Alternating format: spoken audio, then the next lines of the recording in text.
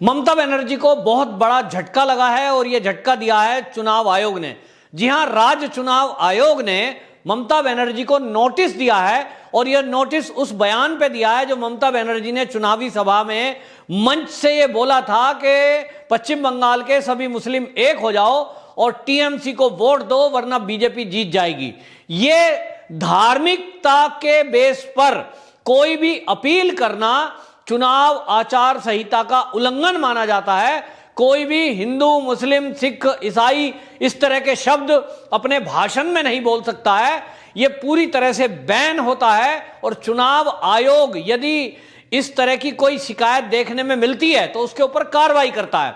अब ममता बनर्जी को नोटिस दिया गया है और 48 घंटे में इसके बारे में जवाब मांगा है कि ममता बनर्जी आप जवाब दीजिए कि आपने इस तरह की धार्मिक अपील क्यों की।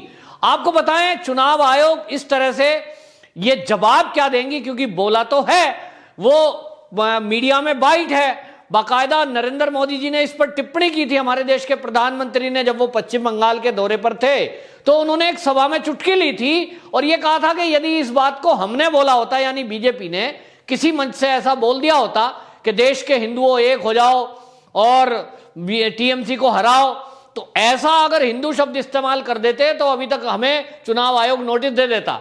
एक तरह से माना जा रहा था कि चुनाव आयोग जो नोटिस नहीं दे रहा था ये उसको इशारा था। मोदी जी बता रहे हैं कि भाई नोटिस दे, तुम्हारा काम है ये। लेकिन चुनाव आयोग पहले से ही, मैं बताऊं, पश्चिम बंगाल में काफी सक्रिय है, बहुत एक्टिव है और उसका मेन ध्यान इन सब चीजों पर रहता है। लेकिन हजारों कंप्लेंट पूरे पश्चिम बंगाल से रोज पहुंचती हैं और इसलिए उसमें से ये देखना कि कौन सी प्रायोरिटी पर रखनी है, शायद इसलिए टाइम लगा होगा। बहरहाल चुनाव आयोग एक्शन में है और उसने ये नोटिस दिया है और 48 घंटे में ममता बनर्जी से जवाब मांगा है। आपको बताएं, इस तरह की यदि कोई हरकत करता है तो चुनाव आयोग के पास एक कैंडिडेट के लिए ये ऑप्शन है कि चुनाव प्रचार से उसको दूर कर दिया जाए, क्योंकि ममता बनर्जी सीएम रही हैं और वो पूरे पश्चिम बंगाल में चुनाव प्रचार के लिए स्टार कैंपेनर हैं। तो इस तरह के स्टार कैंपेनर यदि कोई इस तरह की बातें बोलें जो चुनाव आचार संहिता का उल्लंघन हो, तो चुनाव आयोग अगले कुछ घंटे या अगले कुछ दिन किए उनके प्रचार पर रोक लगा देता है और यह सजा दी जाती है सांकेतिक। यदि इस गलती को दोबारा कोई कैंडिडेट करे कि वो फिर से रिपीट कर दे और वो गलती दोबारा कर दे, तो ऐसे में चुनाव प्रचार को बैन भी किया जा सकता है। तो चुनाव आयोग ने पहले नोटिस के लिए टाइम दिया है, 48 घंटे में ममता बनर्जी इसका जवाब देगी। क्या जवाब वो देती है और उस जवाब से चुनाव आयोग संतुष्ट होता है कि नहीं, उसके बाद यह निर्णय लिया जाएगा कि वो सजा के तौर पर क्या सजा मुकर्रर करते हैं। अब आपको पता है कि ममता बनर्जी लगातार चुनाव आयोग पर सवाल उठा रही है और चुनाव आयोग पे नहीं, चुनाव आयोग को तो वो ये कह देती है कि ये अमित शाह का है, अमित शाह के इशारे पे काम कर रहा है, जबकि चुनाव आयोग पश्चिम बंगाल में बहुत ही संवेदनशील तरीके से पूरे चुनाव को निष्पक्ष कराने में लगा हुआ है। उसके सामने चुनौती है बमबाजों से, बदमाशों से, और जो वहां क्षेत्र है वहां डेवलप नहीं है, बहुत जगह एरिया ऐसा है जहां सड़कें नहीं है, तो वहां तक पहुंचना, सुरक्षा बलों को पहुंचाना, वहां जांच के लिए जाना, ये एक बहुत बड़ी चुनौती है चुनाव आयोग के लिए। लेकिन चुनाव आयोग इस काम को ठीक बखूबी से कर भी रहा है और 3 चरणों के चुनाव जिस तरह से कराए हैं, छुटपुट हिंसा के बीच भी ये चुनाव होने में सफलता प्राप्त करी है, दो राय नहीं है, क्योंकि यहां तो चुनाव होने के चांस ही नहीं लग रहे थे। जिस तरह के बमबाजी, हिंसा ममता बनर्जी के कार्यकाल में हुई है और ये धमकी बार बार ममता बनर्जी मंचों से देती आई है कि इस बार तो खेला होवे के लिए वो लोगों को उकसाती है कि लोग बमबाजी और इस तरह की गुंडागर्दी करें, बूथ कैप्चरिंग करें। खुली चुनौती है। आपको बताएं, चुनाव आयोग के अलावा ममता बनर्जी सुरक्षा बलों पर सवाल उठाती है और बार बार उठाती है। मतलब आप देखिए कितनी बेशर्मी है कि आप केंद्रीय जो सुरक्षा बल हैं उनको ममता बनर्जी बाकायदा मंच से बदनाम कर रही है और वो कहती है कि ये देखिए, ये ईवीएम में बटन दबाते हैं, ये बूथ कैप्चरिंग कराते हैं, ये बीजेपी से मिले। मतलब आप समझिए कि एक सुरक्षा बल, केंद्रीय सुरक्षा बल, जो हमारे देश में कितने ही केसों में शहादत भी देते हैं, मतपेटी की रक्षा के लिए, ईवीएम मशीनों की रक्षा के लिए कई बार बदमाशों से भिड़ंत होती है और उनकी जान तक चली जाती है। वो उसकी परवाह नहीं करते हैं। उनका एक ही ध्येय है, किस तरह से निष्पक्ष चुनाव हम करा पाएं। और हमने नंदीग्राम में देखा कि ममता बनर्जी जब आरोप लगा रही थी कि ये जो केंद्रीय बल हैं ये बीजेपी के कहने से काम कर रहे हैं, ये वोट गिरवा रहे हैं, गलत वोट डलवा रहे हैं, और वो फोन मिला रही थी वहां से राज्यपाल को, और उस समय पूरा मीडिया वहां मौजूद था और लाइव चल रहा था। एक भी कैमरामैन ने या किसी टीवी चैनल ने ये नहीं बोला, जिसमें वो भी मीडिया था जो ममता का है, यानी ममता के फेवर की खबरें रोज चला रहा है, उसने भी ये नहीं चलाया, क्योंकि था ही नहीं कि कोई केंद्रीय सुरक्षा बल का व्यक्ति किसी तरह की धांधली करता हुआ देखा गया, किसी वोटर को उसने जाके रोका या ईवीएम मशीन में खुद जाकर बटन दबाया या किसी का फेवर लिया। तब ममता बनर्जी का यह आरोप निरर्थक है। ये किरकिरी हुई थी पूरे देश में, लेकिन ममता बनर्जी है कि वो इस सुरक्षा बलों को बदनाम करने से बाज नहीं आती। तो क्यों है ये बौखलाहट क्यों है? ये साफ पता लगता है कि ममता बनर्जी को यह पता लग गया है कि 3 चरणों के चुनाव में ममता बनर्जी को कहीं भी 2-4 सीट से ज्यादा नहीं मिल रही है। आपको बताएं, ये केवल बीजेपी का आंकड़ा नहीं है कि बीजेपी कह रही है, तो जैसे वो कहती है, अमित शाह ने कहा कि 2 चरण के चुनाव में उनको 60 में से 55 मिल रही हैं, तीसरे चरण के चुनाव में ममता बनर्जी को 5 सीट भी नहीं मिल रही हैं, वहां भी बीजेपी को मिल रही हैं। उस पर ममता बनर्जी ने चुटकी ली थी, उसका मजाक बनाया था। लेकिन आपको बताएं, हो सकता है बीजेपी तीसरे चरण के चुनाव को बढ़ा चढ़ाकर बता रही हो। 2 चरण में तो स्पष्ट है 60 सीटों में 55 बीजेपी को मिलती दिखाई दे रही है। ये अधिकतम सर्वे वाले लोग और मीडिया वाले लोग बता रहे हैं। ममता बनर्जी के बारे में यह भी आ रहा है कि नंदीग्राम की सीट वो नहीं जीत रही है, ये हकीकत है। लेकिन चलो ममता बनर्जी की बात मान लें, 3rd फेज में अगर वो कहना चाह रही हैं और वो कहती है बीजेपी बढ़ चढ़कर बात कर रही है, तो आपको बताएं, वहीं पे एक नया गठबंधन जो अभी इस साल बना है, कांग्रेस का और लेफ्ट पार्टियों का, और एक बनाई है इंडियन सेकुलर फ्रंट ISF, जिसका फुरफुरे शरीफ के जो अब्बास सिद्दीकी हैं वो प्रमुख हैं।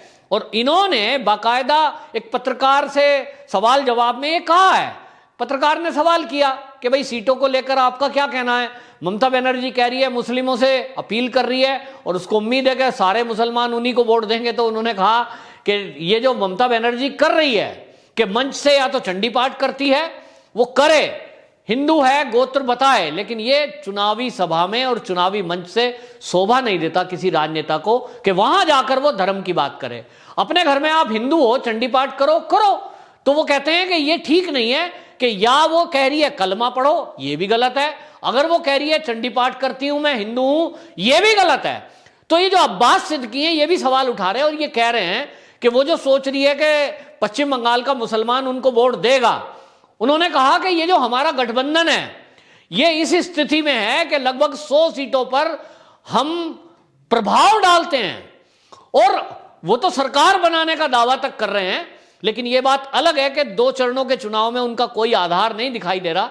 बाकी तीसरे चरण में ममता बनर्जी कहीं नहीं दिखाई दे रही है, और दिखाई दे रहा है तो कांग्रेस, वामपंथी और ISF वाला गठबंधन, यानी अब्बास सिद्दीकी का गठबंधन, उनको कुछ सीटें मिलती दिखाई दे रही हैं।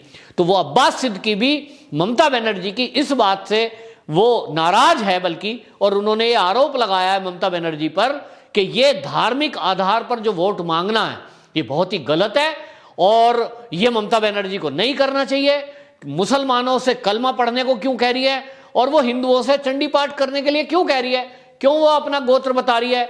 फिर पत्रकार पूछता है कि भाई जो आपका एरिया है फुरफुरा शरीफ का एरिया, इसमें तो कुछ लोग कह रहे हैं ममता दीदी ने काम काफी किया है, क्योंकि ममता बनर्जी ये सोच रही थी मुस्लिम एरिया में वोट लेनी है, मुसलमान तो मेरे हैं, यहां काम करूं। तो कुछ एरिया में काम किया, तो उन्होंने कहा हम लोगों के बीच जाते हैं, मुस्लिमों में ममता बनर्जी को केवल 10% वोट मिलेगा। ये बिल्कुल स्पष्ट सिद्दीकी ने कहा है। जो अब्बास सिद्दीकी हैं उन्होंने कहा कि ज्यादातर मुस्लिम वोटर वो हमारे गठबंधन के साथ है, और ये एक हकीकत भी दिखता है कि कांग्रेस, वामपंथी और अब्बास सिद्दीकी, ये जो गठबंधन है, सारे मुसलमानों ने जो बीजेपी को वोट नहीं देते हैं, जो बीजेपी को वोट देने वाला मुसलमान है वो बीजेपी को देता है, वो देगा, वो दे रहा है।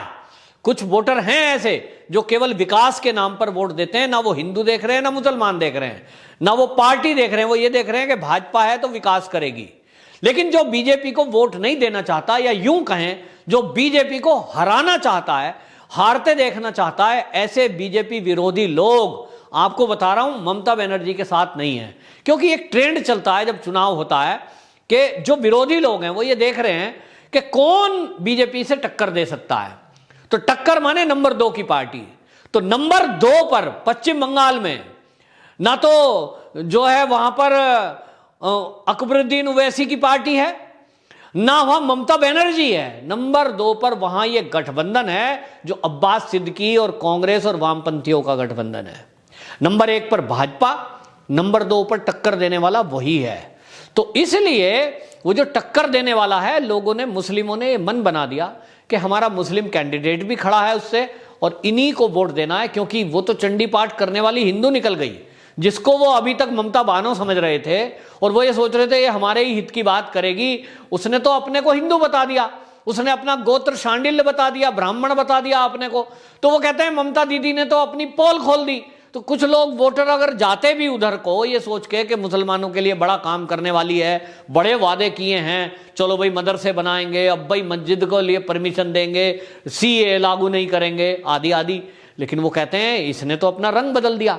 अब रंग बदलने से लोग बदल गए और उन्होंने तय कर दिया कि टीएमसी के बजाय अगर भाजपा को कोई टक्कर दे रहा है तो वो ये गठबंधन है जो कांग्रेस के साथ मिलकर है। हालांकि आपको बताएं ये गठबंधन भी 50 सीट अगर पा जाए तो बहुत है, सरकार तो बीजेपी की ही बन रही है, लेकिन फिर भी ममता बनर्जी तीसरे नंबर पर पहुंच रही है। ये आज की सर्वे की हकीकत है। तो ममता बनर्जी का जो ये हाल हुआ है उनके दोगलेपन के कारण हुआ है कि ना वो हिंदू रही ना वो मुसलमान रही, और अब वो सेकुलर बनने की कोशिश कर रही है। तो सेकुलर भी अपने को बन नहीं सकती। और आपको बताएं ये अब्बास सिद्दीकी कह रहे हैं कि सेकुलर तो कहते हैं लेकिन सेकुलर ना वो चंडी पाठ करने वाले हैं मंच से, ना वो कलमा पढ़ने वाले हैं। वो हैं जो राजनीति पे राजनीति की बात करें, घर में आप पूजा पाठ कुछ भी करें।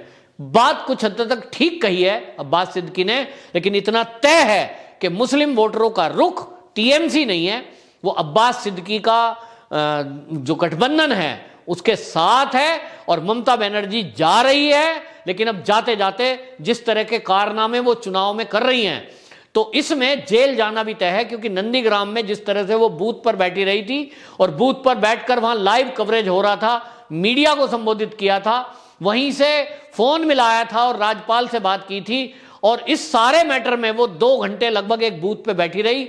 चुनाव आयोग को यह शिकायत गई बीजेपी की तरफ से कि वहां चुनाव को बाधित किया गया और इसलिए उस पर संज्ञान लिया गया। यदि उस मैटर में संज्ञान लिया जाएगा तो ऐसा मानना है कानूनविदों का कि 3 महीने की सजा ममता बनर्जी को उस केस में हो सकती है। और अभी जो मामला है बयानबाजी का कि मुस्लिम वोटरों को उनने आह्वान किया था, इस मैटर में ममता बनर्जी को कुछ दिन का बैन झेलना पड़ सकता है।